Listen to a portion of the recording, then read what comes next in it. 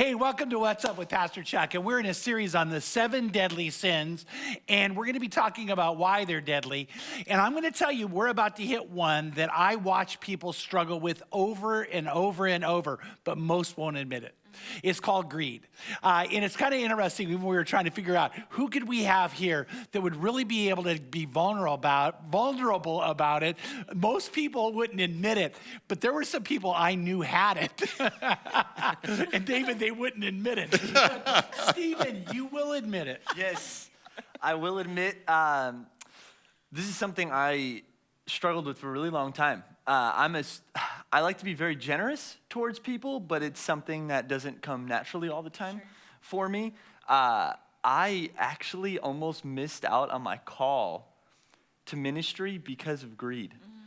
I knew that God called me into ministry, and instead I was like, no, I want to be comfortable. I want to make a lot of money, so I went to school for something totally different. Knowing that God called me into ministry, and I was in school, I got a degree, and just miserable while in school. And we had this ongoing joke, me and my friends, and they knew, dude, you're going to be a pastor one day. And I was like, yeah, when I'm 50 and I retire and I make enough money and I'm good. But I truly believe that money solves a lot of life's problems. Like, that's something I really have to wrestle with. And I remember when Jess and we started dating, that was my mentality. I'm like, if I had more money, I'll be happy. If everyone had more money, life is just so much better. And she's like, that's not true at all.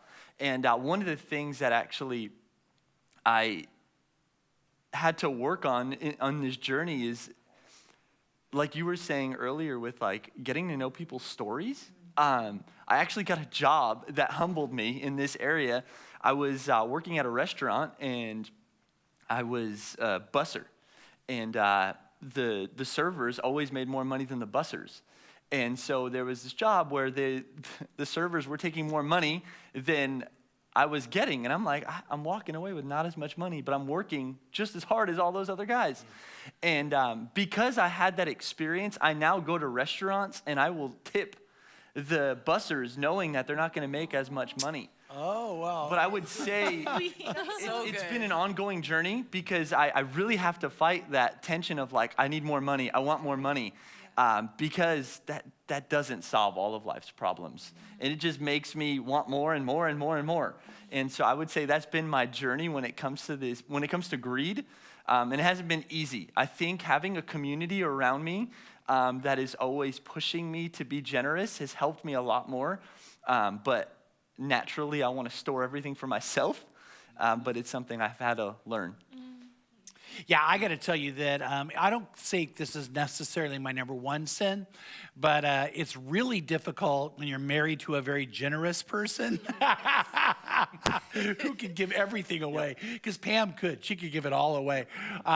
But you know what is so interesting is that I've learned that's the greatest way to live. Generosity really is one of the most incredible ways to be godly and Christ-like and be in connection with God, because God loved us so much, he gave his only begotten son.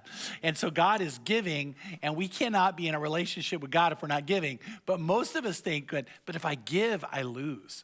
If I get, is that part of how you think you feel? Sometimes, yeah.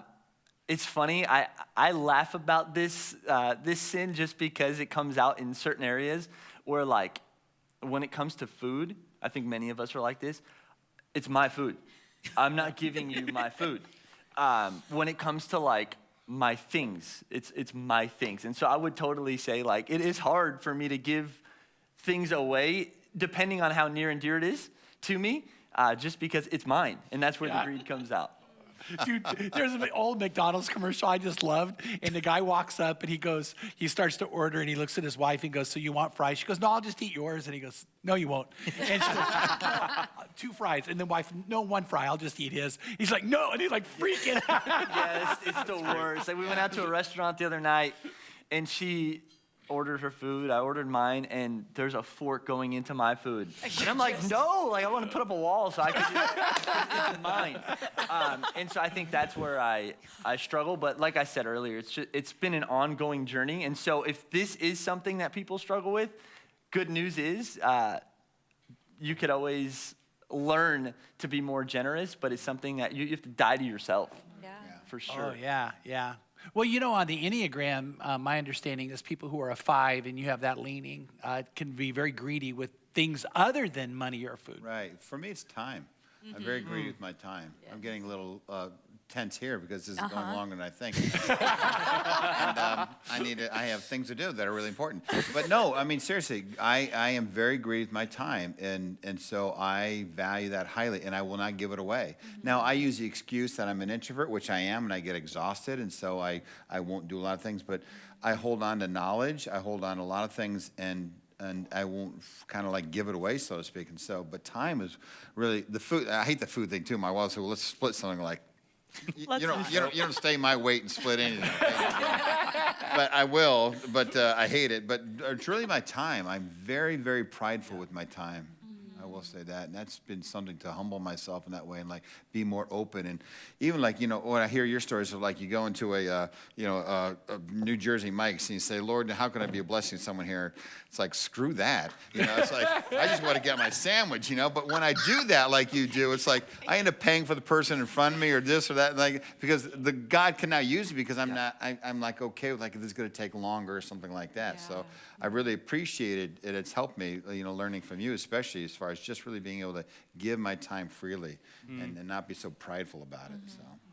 Yeah, what's kind of interesting is because I know that God does speak to us, and you're right. I really do. I pray, Lord, like, what should I do? The vast majority of messages are to give. That's what I would tell you, that the majority of time, the Lord will put on my heart, like, to give to somebody money or to give to somebody a gift or to give someone even time. But if you're not willing to do that, you're not going to get the next thing and the next thing and the next thing because you're shutting down the Holy Spirit, I feel like. Yeah. It's fascinating, actually, what you were saying, too, about how you almost missed your calling. I should have gone to the mission field a lot sooner. That really, man, that said a lot to me when you just said that, because I should have gone sooner. But I had my cute little car, I had my super cute apartment, I had my super awesome therapist. I'm not going anywhere. I'm not leaving this cool place. I have an awesome church. I got a cool family. Like I've got and I had made so much money. I made so much money, and I was like, I'm not walking away from this. Are you kidding me? And then, man, it was so difficult to let it go. It took years for me to finally be like, oh my God, I've got to do it. And it hurt. It was painful to let it go. Oh my gosh, I'm greedy too. Dang it. Yeah. But truly, the mission field cured it. Yeah. I wonder how much of greed is impacted or affected generationally. Like if you look at, I remember sitting at tables with when I was a kid. And I used to love hearing my grandpa tell stories about when he was a kid growing up on a farm in Kansas. And he would talk about, and I never saw one time my grandpa ever leave his plate, any food on his plate ever. And I knew him when he was in his 60s, 70s, 80s, 90s, that just old. And I thought about he was greedy in that way because he knew what it was like to not have a lot. And then I think about today's generation, the Gen Zers, how greed in their eyes is more of well, this is almost an entitlement thing. So I should just get kind of whatever I want whenever I want it. And I wonder how much of it is just impacted from generation to generation and how that affects people within circles, I think about just the different generations represented at this table, how greed takes on different forms. And the baseline of all of it is it's trust. It's, do you trust that God has your best interests in mind? And honestly, probably holding everything like this in our life that comes and goes, a calling, you hold your calling like this, you hold people, you hold your time, you hold your resources. And it's interesting to think about it generationally and how that looks different on each generation over time. Oh, I think you're really onto something because, my parents lived by that motto. I want to make sure you guys have more than I had. Right. And then I took that on and did that for my kids. And when you start doing that, it's always about more. Somehow your life's going to be better if you have more than we had. Yep. But that's not true. My grandparents were very, very generous people. Yeah. Who came out of the Depression. Neither of them ever earned jobs that earned big money, but they gave so much. Yeah. When my grandmother died, I was so blown away. There were, I'm going to say, 4 people who were actually told me, hey, I don't know where my next meal's coming from because your grandmother was the one. Wow. And I was like, wait, none of us knew. She would go give them food. She would go and take care of them because her mind is, I've got to make sure other people are okay more than she had to make sure she was okay. Yeah. Wow. And then that was that generation. Yep. So I think do you think there's a generational thing? Yeah, I definitely think so. Definitely. I could see it. I have the same with my own parents. My dad has given away more money than he's made. I mean, that was just part of his thing. And I'm definitely not that way. I'm more like, oh, I got to hold on to what about retirement, this, that, take care of your own pet things as opposed to just that sense of generosity and just giving and holding on to, I think we saw it in this pandemic more so than anywhere else, this idea where things were threatened, and so our societal impulse was to hold on to it and take care of my own versus take care of others. Yeah. Right. With toilet paper, that's like toilet paper. Exactly. It was, which I'm glad that never happened where I live. Thank the Lord.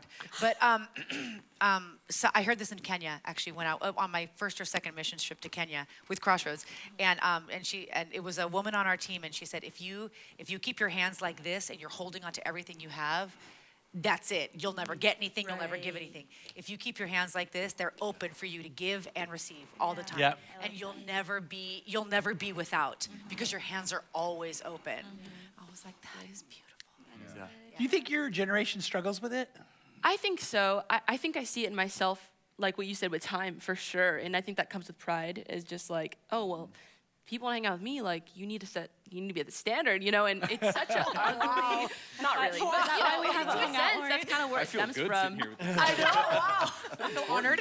Just want to bask in presence right now. No, but I had this kind of realization, actually. I went out to coffee with this girl a week ago, and it had been this long, ongoing, drawn-out thing. She was new to the church, and I had kind of talked to her once, and she had been like pursuing me, like, hey, let's get coffee. And in my head I had so many things. I wanted to hang out with my friends. I had all these other things I had to do, and I was like, it really put her off. And I think it took, like, if I'm being honest, like 6 months to finally reach out to her. I'm like, okay, let's hang out. I got to do it. So we go to Canvas and stuff, and we start talking, and she's amazing. And she kind of reveals to me, she's like, I want you to know that, like, the first time I went to see you prayed for me.